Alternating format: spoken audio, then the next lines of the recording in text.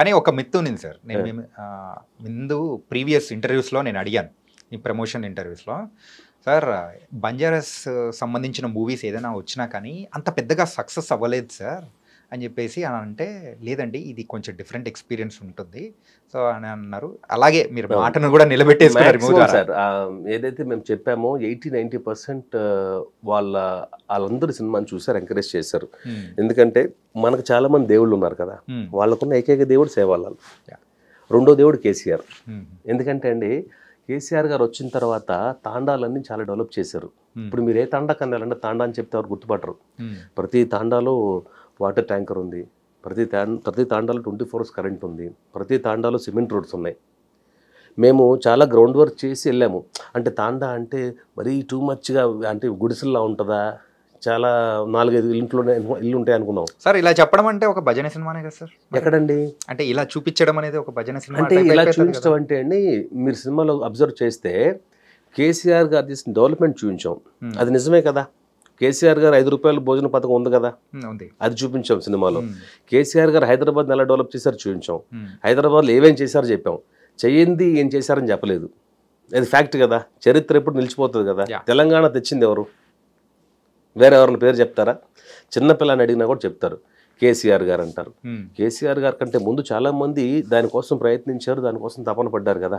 కేసీఆర్ ఒక్కడే కదా దాన్ని సాధించగలిగాడు. ప్రాణాలు తెచ్చుకున్నారు కదా, ఆల్మోస్ట్ చచ్చిపోయే స్టేజ్లో కదా తెలంగాణ సాధించింది. సో ఇప్పటికీ చెప్పండి, ఆ సినిమాలో అదే చెప్పాను, కేసీఆర్ అంటే తెలంగాణ, తెలంగాణ అంటే కేసీఆర్ అని చెప్పాను. ఇప్పటికీ బల్లగుర్తు చెప్తున్నాను సార్, చరిత్ర అనేది చెరగిపోదు, అన్నీ గూగుల్లో ఉంటాయి. రేపు హూ ఇస్ చాణక్య అంటే నేను మీ దగ్గర రావడానికి ముందు మీరే ఇంటర్వ్యూ చేశారని చూశాను. నాకంటే ముందు అద్భుతంగా ఒక ఇంటర్వ్యూ చూసాను నేను. ఈ రోజు టెలికాస్ట్ అయినట్టుంది, ఈరోజు 2వ తారీఖు కదా, చాలా బ్రహ్మాండంగా చేశారు అది. మీరు అదే చూస్తా ఉన్నాను, అది లైఫ్ లాంగ్ ఉంటుంది కదా. అలాగే తెలంగాణ అంటే కూడా తెలంగాణ ఉన్న ప్రాబ్లమ్స్ చూపించాము, తెలంగాణ ప్లస్ పాయింట్స్ చూపించాము అంతే. ఇప్పుడు ప్రజెంట్ సినిమా కాదు కదా సార్ నాది, ఆయన సీఎంగా ఉన్నప్పుడు సినిమా కదా అది, 2022లో జరిగిన కాదు అది. సో 22లో ఆయన సీఎం కదా, అందుకోసం ఆయన చూపించాను. ఇప్పుడు చూపిస్తే నేను రాంగ్ కదా సార్. మీరు అన్ని ప్రిపేర్ అయ్యే గట్టిగా వేసారు సార్. అంతే కదా, కరెక్టే సార్. సో కేసీఆర్ అనే మూవీకి సో రాకేష్ గారితో వర్క్ చేసిన జబర్దస్త్ ఆర్టిస్టులు అందరూ కూడా వచ్చి ఆ ప్రమోషన్ చేయడం కానీ ప్రేక్షకుల్లోకి వెళ్ళడానికి ఇంకా బాగా ఉపయోగపడిందా? అవును సార్. అదే ఇందాక మీరు అన్నట్టు ఒక సినిమాని, ఒక ప్రోడక్ట్ని బయట తీసుకెళ్లాలంటే కనుక చాలా కష్టమైన పని సార్.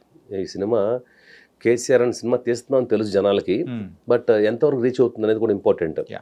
మాకు అప్పటికే రాకేష్ దగ్గర ఉన్న డబ్బంతా ఖర్చు పెట్టేశాడు పాపం సినిమాకి, ఎందుకంటే అతనే ప్రొడ్యూసర్ కదా, అతనే యాక్టర్, అతనే ప్రొడ్యూసర్. ఇక మీద ఖర్చు పెట్టాలంటే కష్టం. సో మాకున్న ఏకైక బలం ఏంటంటే మా సర్కిల్. రాకేష్కి ఉన్న ఏకైక సర్కిల్ జబర్దస్త్ సర్కిల్.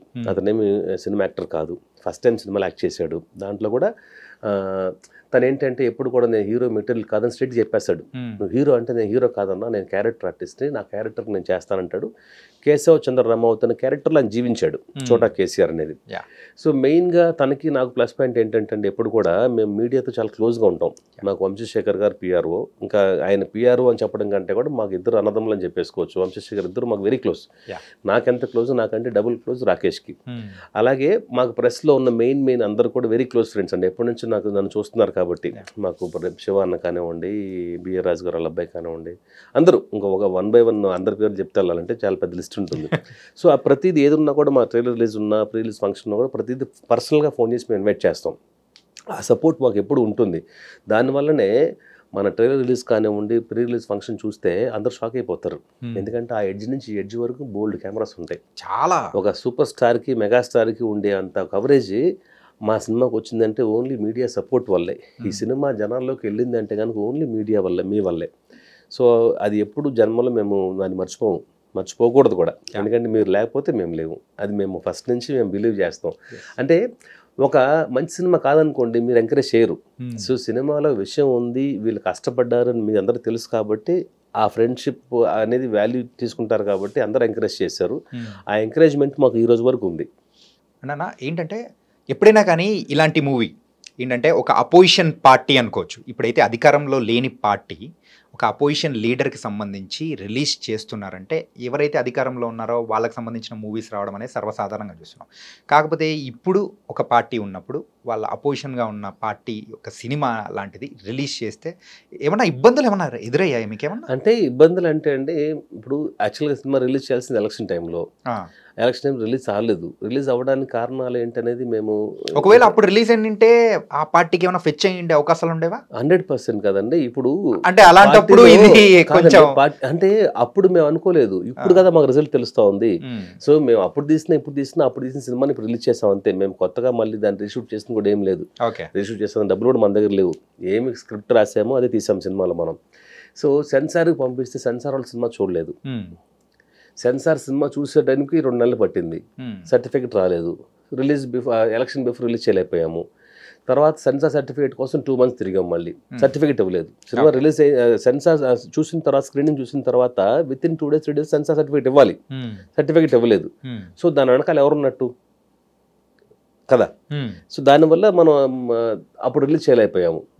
సో అది మాకు పెద్దగా మైనస్ అనిపించలేదండి. ఎందుకంటే పవర్లో ఉన్నప్పుడు రిలీజ్ చేసేది పెద్ద మ్యాటర్ కాదు సార్. హరీష్ రావు గారు ఆ రోజు రిలీజ్ ఫంక్షన్లో చెప్పారు, పవర్లో లేనప్పుడు తీశాడు కదా సినిమా, అది కదా గ్రేట్ థింగ్. పవర్లో లేనప్పుడు కదా సినిమా రిలీజ్ చేశారు, అది గ్రేట్ థింగ్ కదా అని చెప్పేసి మమ్మల్ని అప్రిషియేట్ చేశాడు, నన్ను రాకేష్ని. అది గొప్ప విషయం కదండి. అలా అని నేనేమంటానంటే సార్, దీని వెనకాల కుట్రలు కుతంత్రాలు ఏమి ఉండవు. ఎందుకంటే అండి, మీరు సినిమా చూశారు కదా, సినిమాలో ఎక్కడ మేము వేరే వాళ్ళ గురించి ఒక్క మాట అనలేదు.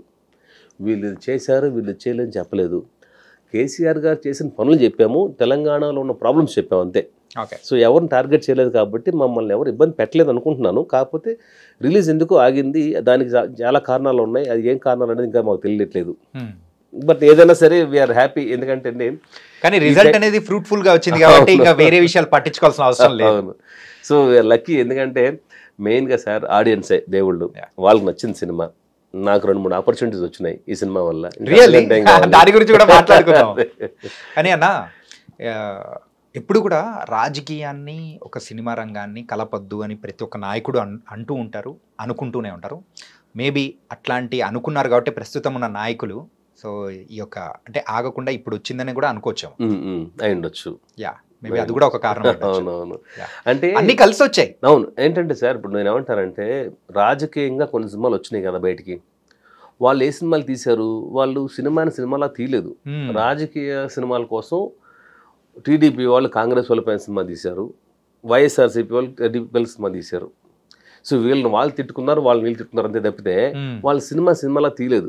సినిమా అనేది ఎప్పుడు కూడా సార్ అది అలా ఉండకూడదు. మీరు బయోపిక్ తీయండి. ఇప్పుడు యాత్ర అనే సినిమా బయోపిక్, అది బ్రహ్మాండంగా నడిచింది. ఎందుకు యాత్ర 2 నడవలేదు? అంటే యాత్ర 2లో మళ్ళీ టార్గెట్ చేశారు వేరే వాళ్ళని. యాక్సెప్ట్ చేయలేదేమో.